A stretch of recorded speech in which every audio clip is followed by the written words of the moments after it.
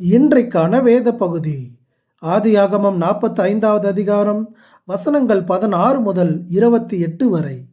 என் மீட்பர் உயிரோடு இருக்கிறார். அப்பொழுது இஸ்ரவேல், என் குமாரனாகிய யோசிப்பு இன்னும் உயிரோடு இருக்கிறானே, இது போதும், நான் மரணம் அடையும் முன்னே போய் அவனை பார்ப்பேன் என்றான். 28வது வசனம்.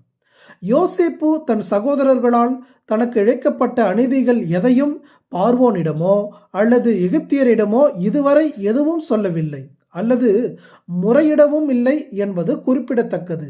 ஆகவே பிரிந்த குடும்பங்கள் ஒன்று சேர்வதை குறித்து பார்வோனும் அவனுடைய ஊழியர்களும் மகிழ்ச்சி அடைந்தனர். நீங்கள் கேட்டுக்கொண்டிருப்பது நாளுக்கொரு நல்ல பங்கு ஆதியாகமத்திலிருந்து தின தியானங்கள். உண்மை தெரிந்திருந்தால் அந்த காட்சி எப்படி இருந்திருக்கும்? ஏதாவது ஒரு வகையில் தங்கள் வெறுப்பை காட்டியிருக்க வாய்ப்பு உண்டல்லவா? யோசேப்பு சகோதரர்களுடனான உறவில் கிறிஸ்துவை போன்ற உயர்ந்த குணத்தை வெளிப்படுத்தினான். தேவனுடைய பிள்ளைகளாகிய நாம் நம்முடைய சகோதரிகளை குறித்து பிறரிடம் தீது சொல்லாமல் இருப்பது நல்லது. உண்மையாகவே நாம் பாதிக்கப்பட்டிருந்தாலும் கூட அவர்களை குறித்து கெட்ட பெயர் உண்டாக்காமல் பொறுமையோடு கிறிஸ்துவின் குணத்தை கொண்டிருப்போம்.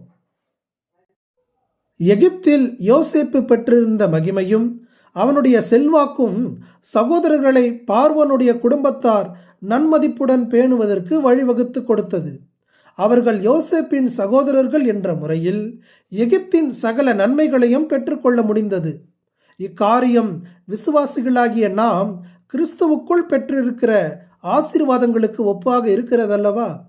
நம்முடைய கர்த்தராகிய இயேசு கிறிஸ்துவின் தேவனுக்கு ஸ்தோத்திரம். அவர் கிறிஸ்துவுக்குள் உன்னதங்களில் உள்ள சகல ஆவிக்குரிய ஆசீர்வாதத்தினாலும் நம்மை ஆசீர்வதித்திருக்கிறார். மேலும் அவருடைய கிருபையின் மகிமைக்கு புகழ்ச்சியாக பிரியமானவருக்குள் நாம் ஏற்றுக்கொள்ளப்பட்டிருக்கிறோம் என்றும் பவுல் நம்முடைய மேன்மையை சிலாகிக்கிறார். பிரிந்த சகோதரர்கள் ஒன்று சேர்ந்ததால் உண்டான ஐக்கியம், பார்வோனின் குடும்பத்தாருக்கு ஏற்பட்ட மகிழ்ச்சி, அவர்களுக்கு வழங்கப்பட்ட வெகுமதிகள், தந்தையை அழைத்து வர அனுப்பப்பட்ட வண்டிகள், இவை யாவற்றுடனும் யோசேப்பு ஒரு எச்சரிக்கையும் வழங்கினான். நீங்கள் போகும் வழியில் சண்டை பண்ணி கொள்ளாதிருங்கள். அவர்கள் தங்களை அறிந்ததை காட்டிலும் யோசேப்பு அவர்களை நன்கு அறிந்திருந்தான். இந்த அறிவுரை நமக்கும் மிக அவசியமானது. சிறிய சிறிய காரணங்களுக்காக கூட கர்த்தராகிய சகோதரர்களாகிய நமக்குள்ளும் சபைக்குள்ளும் எத்தனை பிரிவினைகள், சண்டை சச்சரவுகள், மன கஷ்டங்கள். நாம் பிரிவினைகளின்றி ஒன்றாய் இருக்கும்படி கிறிஸ்து விரும்புகிறார். சீடர்கள் தங்களுக்குள் எவன் பெரியவன் என்று தர்க்கம் பண்ணி கொண்டதை இயேசுநாதர் சுட்டி காட்டியதை மார்க்கு 9:33-34 நாம் அறிந்திருக்கிறோம் அல்லவா? யோசேப்பு உயிரோடு இருக்கிறான் என்ற செய்தியும் அவன் அனுப்பிய வெகுமதிகளும் யாக்கோபுக்கு புத்துணர்ச்சியை கொண்டு வந்தது.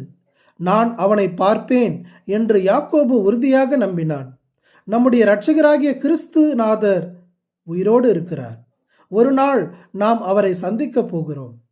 அப்பொழுது நம்முடைய ஏமாற்றங்கள் எல்லாம் மாறிப்போகும். பிதாவே, இந்த நம்பிக்கையினால் ஒருவரை ஒருவர் தேற்றி எதிர்பார்ப்புடனும் மகிழ்ச்சியுடனும் வாழ உதவும். ஆமேன்.